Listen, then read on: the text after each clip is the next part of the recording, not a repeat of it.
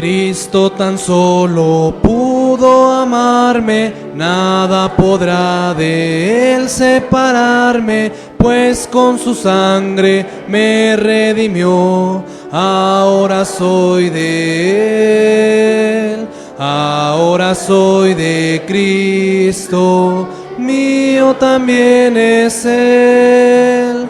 Puedo gozar de su amistad por la eternidad.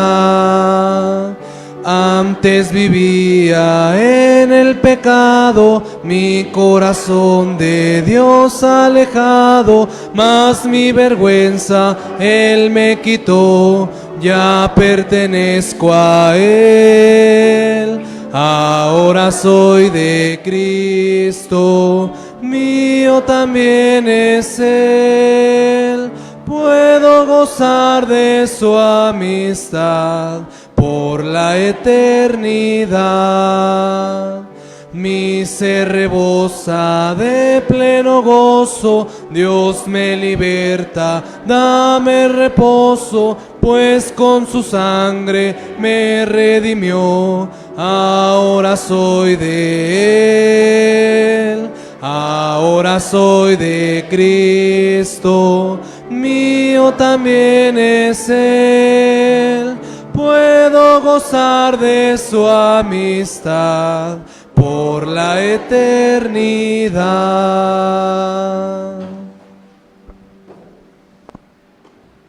Pueden tomar su lugar, hermanos.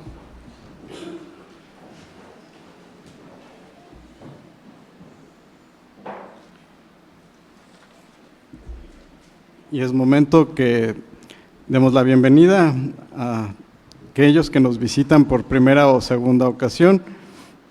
No sé si de mi lado derecho haya alguien que nos visite por primera o segunda ocasión, que guste presentarse. Si no, de mi lado izquierdo, no sé si haya alguien que nos visite por primera o segunda ocasión. Bien, me parece que todos somos de casa, todos somos bienvenidos a la casa del Señor y vamos a aprovechar este tiempo para saludarnos y lo vamos a hacer entonando el himno número 428, Mirad cuán bueno y delicioso, himno número 428.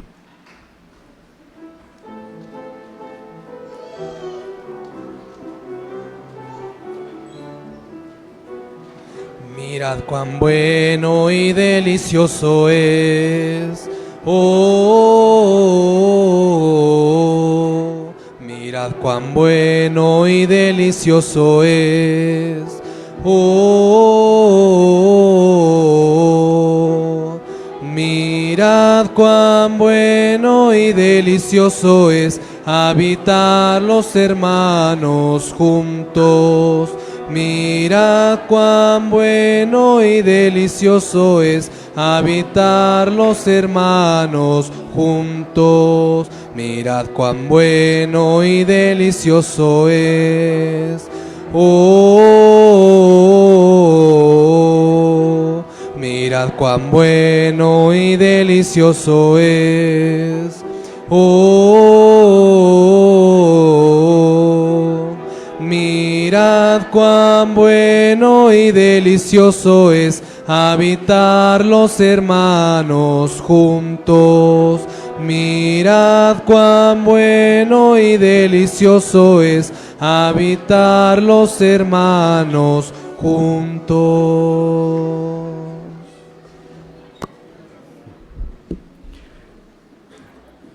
Pueden tomar su lugar, hermanos. Tenemos los avisos para esta semana. El primero, bueno, como saben, nuestro primer culto lo tenemos todos los domingos a las 9 de la mañana. Después, a las 10:30, tenemos la escuela dominical con el tema de las confesiones, la confesión de fe de Westminster. A las 10:30 también tenemos la escuela dominical infantil. Posteriormente, a 11:30, tenemos el ensayo del coro infantil con nuestro hermano Giancarlo. Nuestro segundo culto de adoración lo tenemos a las 12 de la tarde y al finalizar este culto se tiene la reunión de la Sociedad de Jóvenes. A las 5 de la tarde, bueno, se tiene el ensayo y vocalización del coro, igual con nuestro hermano Giancarlo. Y también, bueno, a las 6 de la tarde el estudio del Sermón del Monte. Ese estudio el día de hoy estará pospuesto de manera excepcional, entonces no lo tendremos en esta ocasión, el día de hoy. Los lunes a las 5 de la tarde, bueno, se tiene la reunión de la Sociedad Femenil y el Ministerio de Educación nos invita para que quienes tengan niños los puedan traer, ya que se va a estar llevando a cabo la Escuela Bíblica de Vacaciones del día 4 al 8 de agosto. Esto se realizará aquí en el templo, entonces pueden inscribir a los pequeños con la hermana Erandi, igual si se pudiera anotar para apoyar con alimentos, o para ser maestra o maestro, apoyando en esta escuela bíblica. Del mismo modo pueden acercarse con nuestra hermana para anotarse. Y los seguimos invitando para estar aportando de manera económica, bueno, la ofrenda de Protemplo para poder hacer la reparación de nuestro techo, que todavía está pendiente.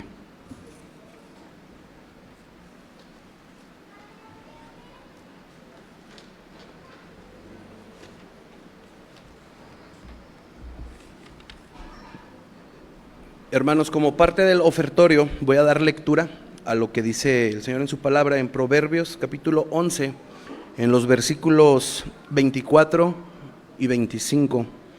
Dice así: hay quienes reparten y les es añadido más, y hay quienes retienen más de lo que es justo, pero viene a pobreza. El alma generosa será prosperada, y el que saciare, él también será saciado. Hermanos, es momento de la recolección de ofrendas y diezmos. Le pido a mis hermanos diáconos que nos apoyen con esta actividad, y mientras lo hacemos, entonemos el himno número 440, Mi ofrenda.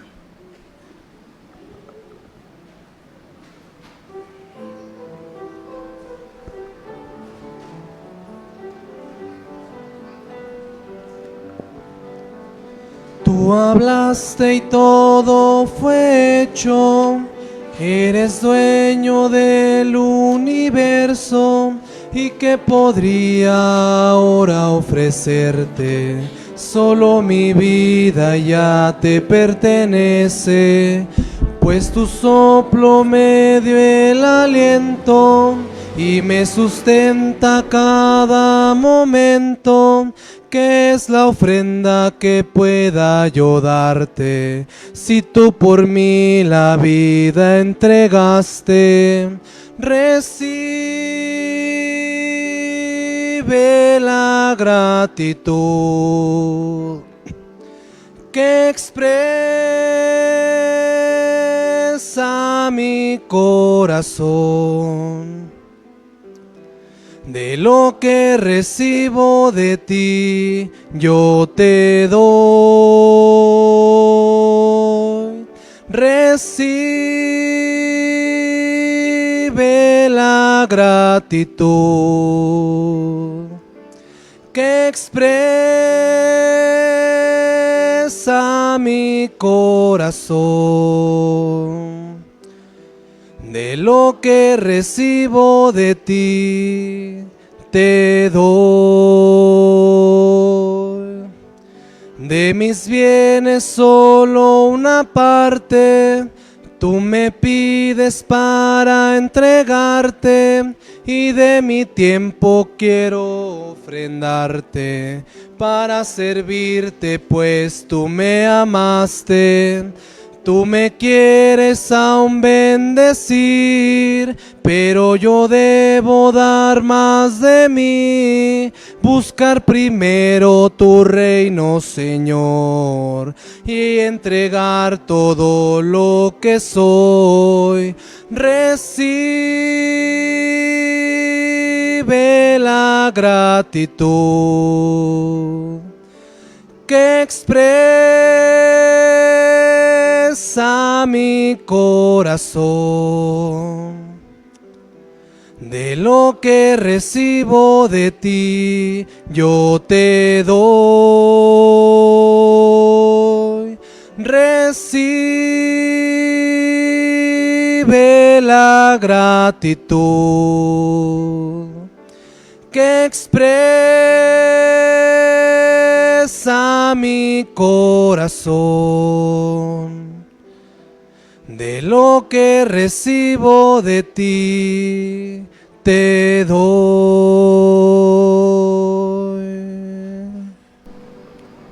Nos ponemos en pie, hermanos, vamos a orar.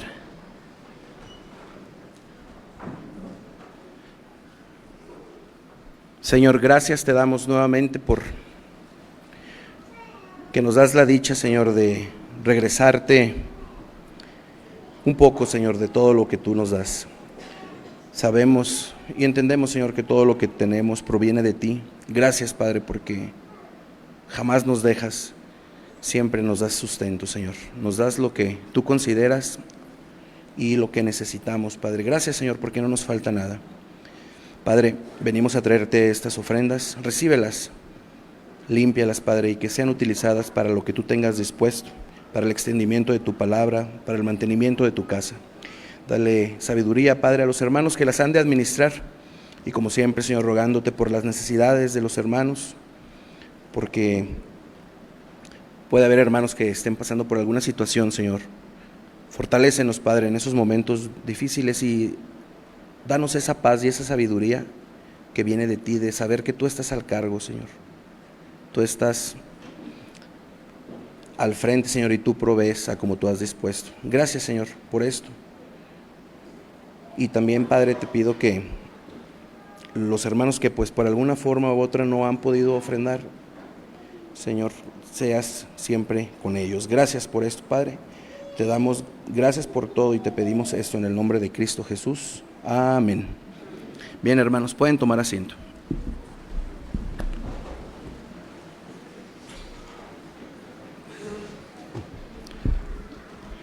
Vamos a inclinar nuestro rostro. Jehová de los ejércitos, te agradecemos porque en este tiempo podremos escuchar tu palabra, podemos escuchar el mensaje que tú has preparado para el día de hoy. Te rogamos porque sea de tu agrado en este día, este mensaje, que sea para bendición y edificación de tu iglesia, que tú dirijas a nuestro pastor y que se expresen únicamente palabras que sean conforme a lo que tú has dicho en tu palabra, que sea conforme a la sabiduría que solo viene de ti y que llegue a nosotros en el entendimiento, en nuestro corazón, que sea sembrada la semilla para que seamos hacedores de tu palabra y no solo oidores. Te lo pedimos en el nombre de Cristo Jesús. Amén. Bien, hermanos, vamos a prepararnos para escuchar el mensaje y lo haremos primero escuchando el interludio.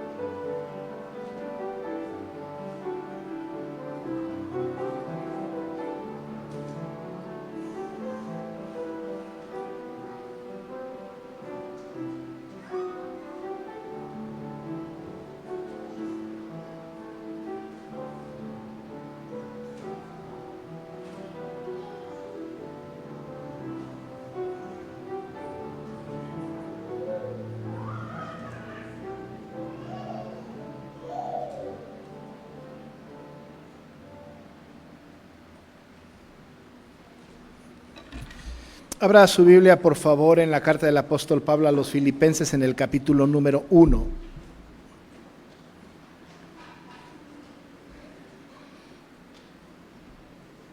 Filipenses 1. Voy a leer versículos 3 a 6. Filipenses 1, 3 a 6. Así dice la palabra de nuestro Dios. Doy gracias a mi Dios siempre que me acuerdo de vosotros, siempre en todas mis oraciones, rogando con gozo por todos vosotros, por vuestra comunión en el Evangelio desde el primer día hasta ahora, estando persuadido de esto, que el que comenzó en vosotros la buena obra, la perfeccionará hasta el día de Jesucristo. Hasta ahí la lectura. Hemos empezado o hemos hablado la semana pasada de los versículos 3 y 4 y un poco del 5. Nos quedó claro, o quisimos dejar como muy claro el asunto de que el apóstol Pablo está orando por los filipenses. Está dando gracias al Señor por estos filipenses. Y ha sido una meditación importante entender que este apóstol que está prisionero en Roma, está pues para ser ejecutado, como he mencionado un par de veces, está con esta actitud de oración. En ese sentido hablamos incluso de las oraciones que nos vienen bien aprender o las formas de cómo debemos de estar orando, y así hablábamos, por ejemplo, de que David nos da una muy buena lección en los Salmos acerca de cómo debemos orar, e incluso nos da vocabulario con el cual podemos dirigirnos al Señor de manera más precisa a partir de su revelación. También vimos cómo el apóstol Pablo ora en el Nuevo Testamento en diferentes ocasiones, y de alguna manera también de manera didáctica podemos aprender cómo orar a partir de la oración del apóstol Pablo. Y hablamos también de que el ejemplo más grande, ¿verdad?, el modelo más grande que tenemos de cómo orar, pues es el Señor Jesús, que oraba a su Padre constantemente. Incluso mencionamos el capítulo 17 del Evangelio de Juan, esta oración sumo sacerdotal de Cristo en la intercesión por nosotros, y sus tiempos a solas, sus oraciones particulares. Si juntamos todas estas oraciones del Señor, entonces podemos aprender mucho de esto, independientemente de que Él nos ha dejado un modelo de oración en Mateo capítulo 6. Nos dejó el Padre Nuestro, entonces en verdad de Él podemos aprender mucho más que de cualquiera acerca de la oración.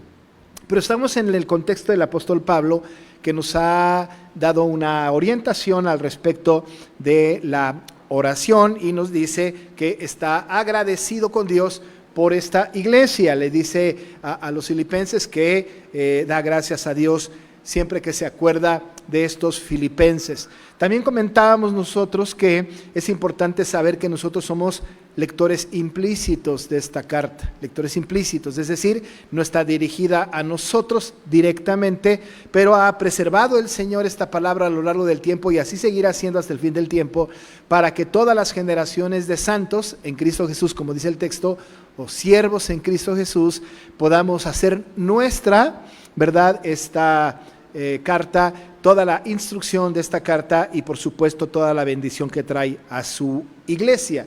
Así que él está orando por la iglesia de Filipos, pero también tenemos que apropiarnos de esta oración. En esta misma oración nos enseña algunas cosas incluso de tinte teológico que vamos a tratar en esta tarde de la manera más cuidadosa posible y más entendible posible. Así que estamos en ese contexto de lo que vimos la semana pasada.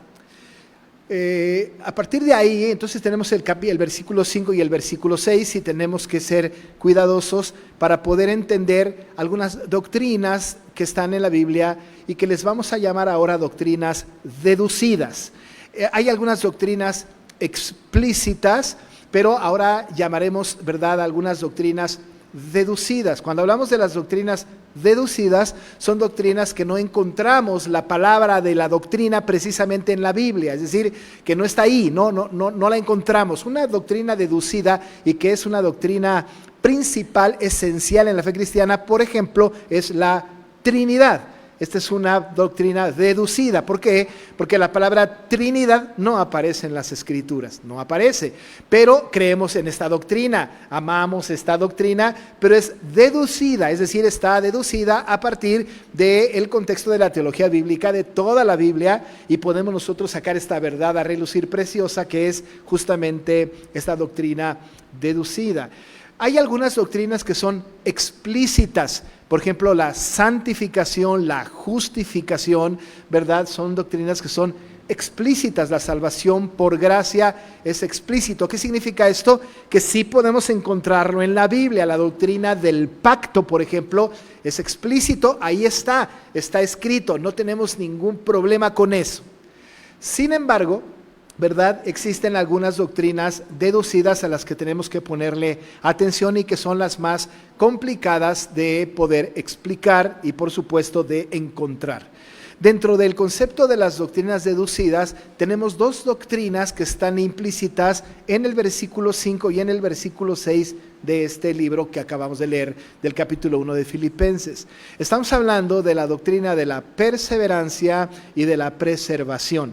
Y vamos a entrar en el detalle de estas dos doctrinas que son importantes y las vamos a tratar de acercar, ¿verdad? No solamente tener ese concepto, digamos nosotros, teológico de las palabras, sino saber exactamente qué significan y cómo debemos nosotros de atenderlas para el crecimiento de nuestra vida espiritual. En medio de estas dos palabras también está la doctrina de la santificación, que desde luego es bastante más explícita, pero que está allí implicada en la perseverancia y también en la preservación. Así que vamos a ir de lo general a lo particular, partiendo de las doctrinas que nosotros conocemos, ¿verdad? De la teología que nosotros entendemos y que creemos, y de ahí nos vamos a acercar al texto para dar sentido a este cuadro doctrinal.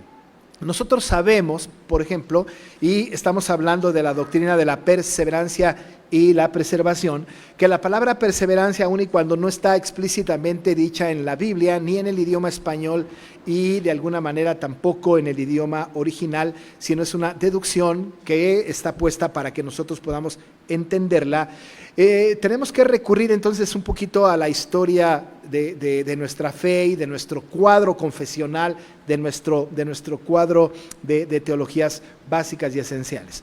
Por muchos años hemos enseñado en la Iglesia Reformada, particularmente en la Iglesia Reformada, ¿verdad?, algunas doctrinas importantes. Por ejemplo, tenemos nosotros aquellas doctrinas que salen de los famosos cánones de Dort.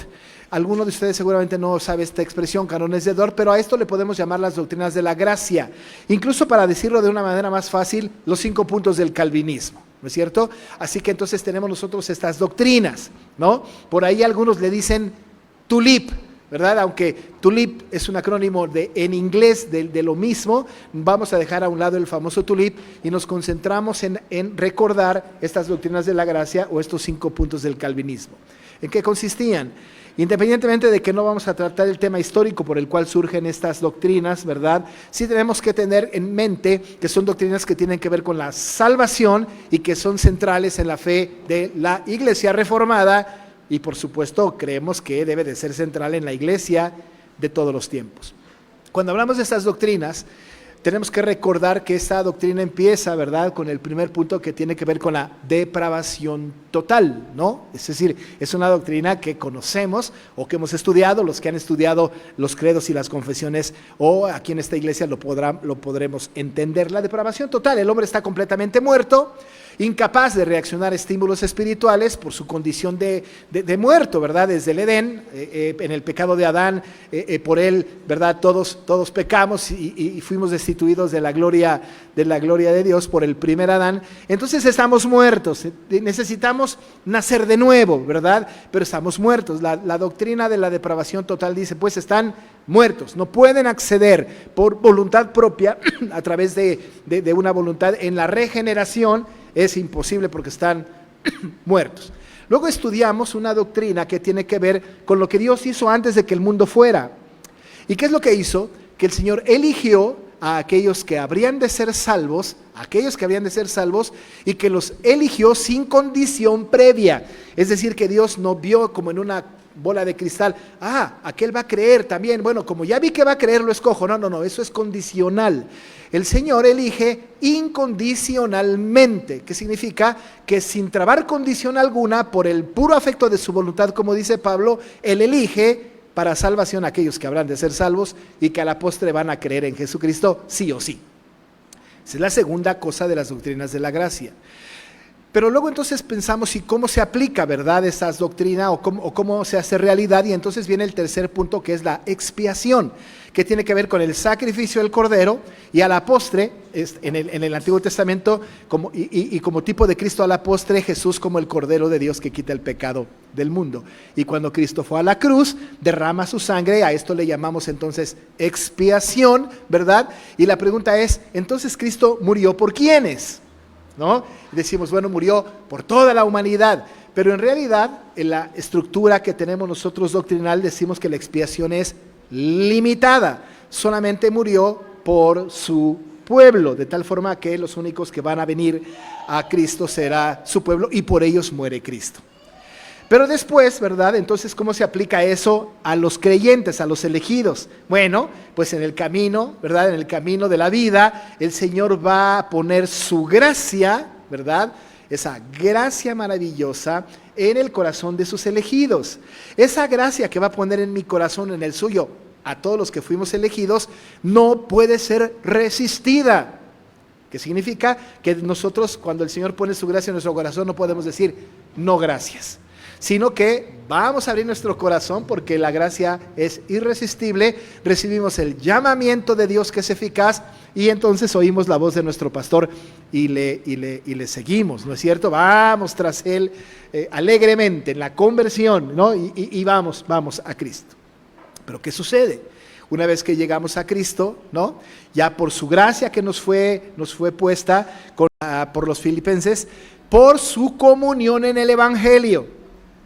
Su comunión en el Evangelio. Hablábamos que tendríamos que tener como cuidado de no pues minimizar la expresión comunión solamente con decir común, unión, ¿no? Que en todo caso ciertamente tiene que ver, pero no es precisamente la explicación más necesaria, más profunda que debemos de tener.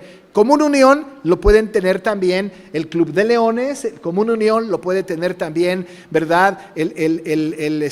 Cualquier organización que esté en el mundo pueden tener una unión común. Lo que les une es una filosofía, es una creencia, es una estructura, es un partido político, es un equipo de fútbol, qué sé yo. Puede haber comunión en ese sentido, pero nosotros hemos explicado que el asunto de la koinonía o de la comunión tiene que ver con koinonía, que es la palabra griega, y que va más allá de una unión común que es más trivial, sino que lo que une o lo que resulta en comunión entre nosotros no es otra cosa que el Evangelio, ¿verdad? Eso es lo que hace que estemos en común unión o que estemos en koinonía. Entonces nuestra koinonía es en Cristo, porque el Evangelio es Cristo, Cristo es el Evangelio, no nos queda duda. Fuera de Cristo no hay koinonía, no hay comunión. Así que nosotros traemos la palabra comunión a nuestro idioma y decimos, entendemos comunión como la comunión de los santos, como esta koinonía entre nosotros. La Biblia diría, ¿y qué koinonía tendrá la luz con las tinieblas? No se puede.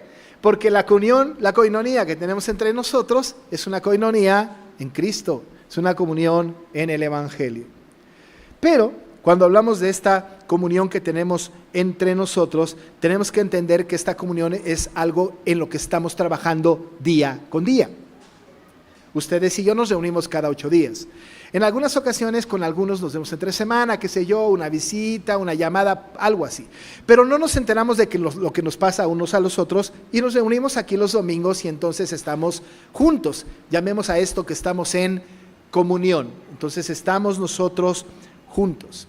Y juntos aprendemos, y juntos recibimos instrucción, y juntos compartimos nuestro testimonio, y juntos crecemos. Nosotros, no a ti, no a él, a todos ustedes, a vosotros. En el versículo 3, doy gracias a mi Dios siempre que me acuerdo de vosotros.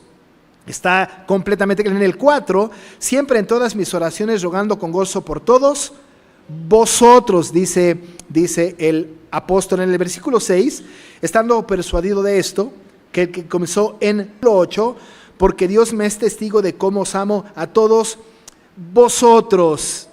Y en el versículo 9, esto pido en oración, que el vuestro de vosotros, ¿verdad? Que vuestro amor abunde aún más y más. Es decir, que es importante el pronombre, habla de colectividad, habla de vosotros. Así que nosotros, amados hermanos, tenemos una corresponsabilidad en la comunión en el Evangelio. ¿Y qué es lo que nos une? Cristo. El apóstol al final del versículo 7 dice, por ejemplo, todos vosotros sois participantes conmigo de la gracia. Todos tenemos al mismo Dios que nos salvó. Todos hemos recibido su gracia, todos hemos sido salvados por el Señor, algunos en algún tiempo, otros en otro, unos en una condición, otros en otro, pero todos nosotros los santos tenemos el fin común o el origen, ¿verdad?, en la gracia del Señor. A usted le salvó Cristo, a mí también, y estábamos en lugares distintos, ¿verdad? A todas las personas, a Abraham, Cristo lo salvó y también a mí. Entonces digo, el que salvó a Abraham, me salvó a mí. Porque tenemos en común, ¿verdad?, la gracia que nos fue dada. Pero en la temporalidad de nuestro tiempo, los que vivimos y los que nos vemos, tenemos entonces nadie puede tener comunión, ¿verdad?, solo. Es como, ¿verdad? Yo he dicho en alguna ocasión, en la Biblia no existe la iglesia de una persona.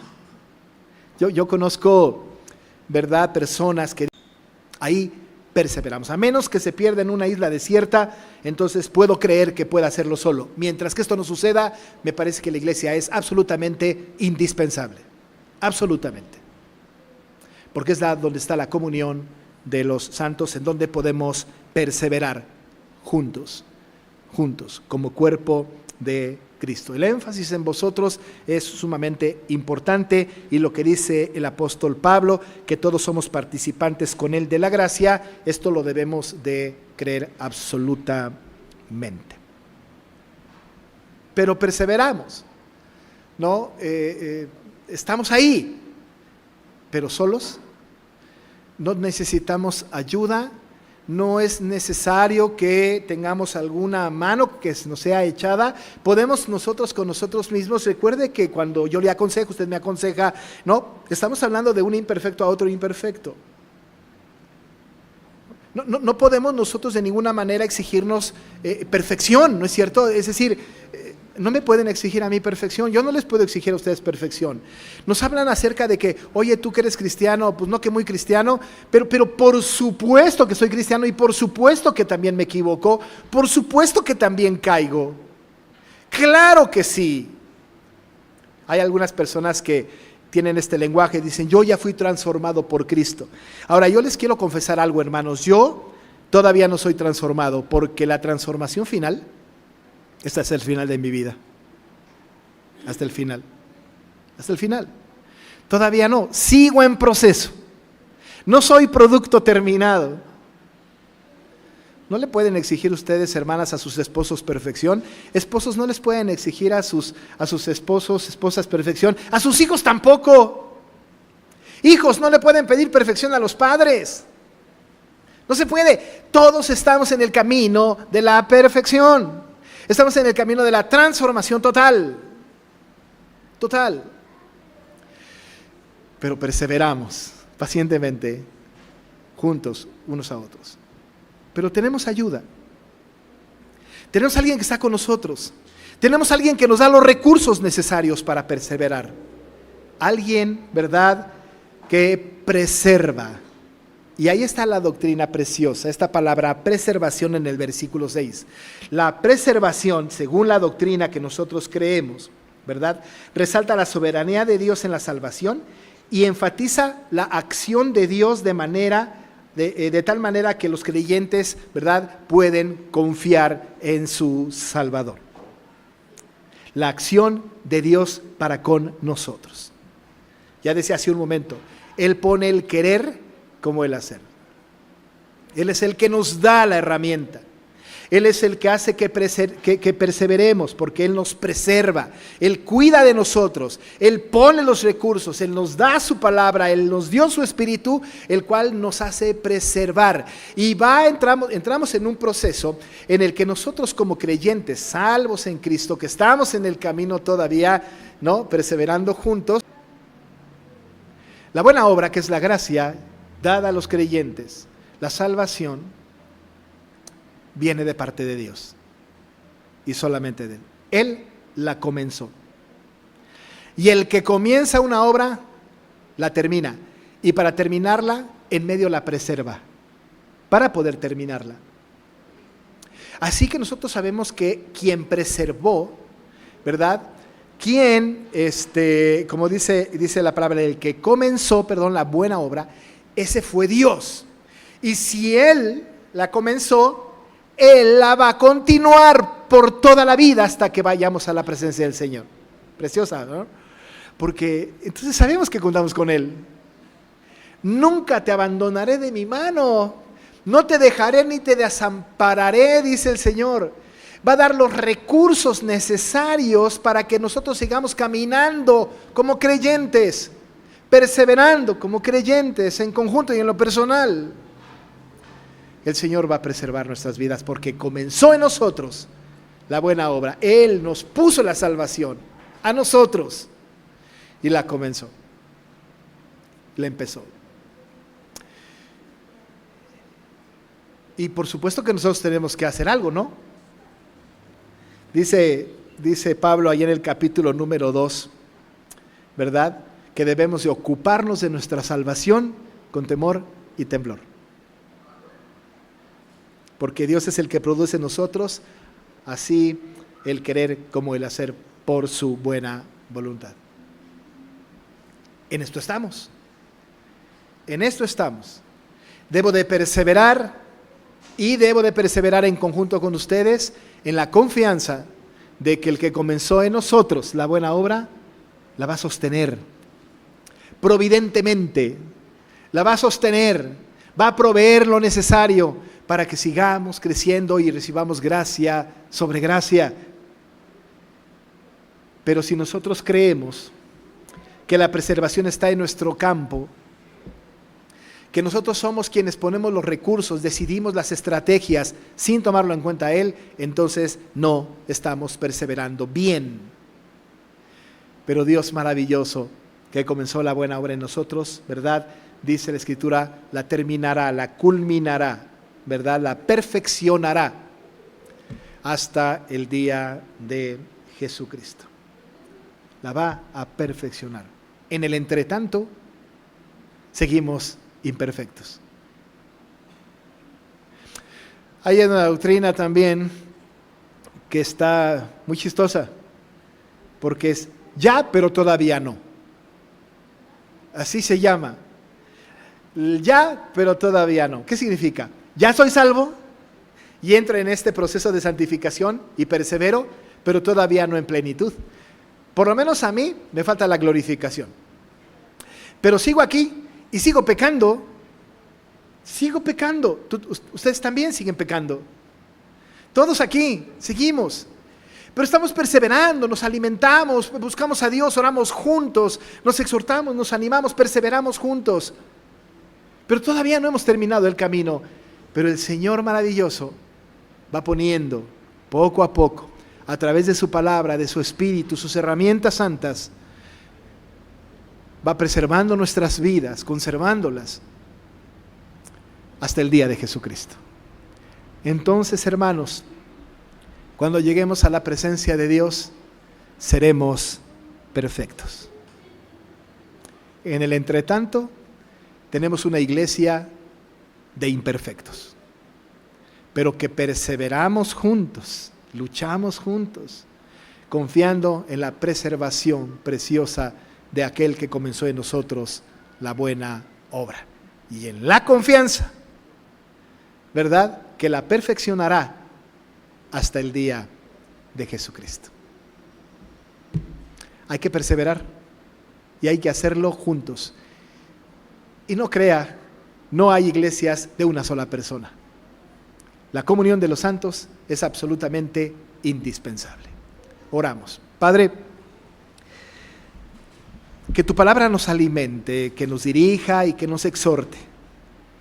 Queremos perseverar juntos porque somos tu pueblo, la niña de tus ojos, tu pequeña manada, tu pueblo adquirido. Y queremos crecer juntos. Nos has dado medios de gracia para crecer. Nos has dado, Señor, las instrucciones para buscar la santidad. Preservas nuestras vidas y nos haces, Señor, caminar en la senda que tú marcas por nosotros por amor a tu nombre. Oh Dios, permite que tu palabra pueda ser mella en nuestro corazón y moldear nuestra vida y por lo menos cambiar, por lo menos un pensamiento o una conducta. Te lo suplicamos en el nombre de Jesús. Amén. Vamos a estar de pie, amados hermanos, para recibir la bendición de nuestro Dios. Y ahora que la gracia de nuestro Señor Jesucristo, el amor de Dios el Padre y la comunión con el Espíritu Santo sea con cada uno de ustedes, desde ahora y para siempre. Amén.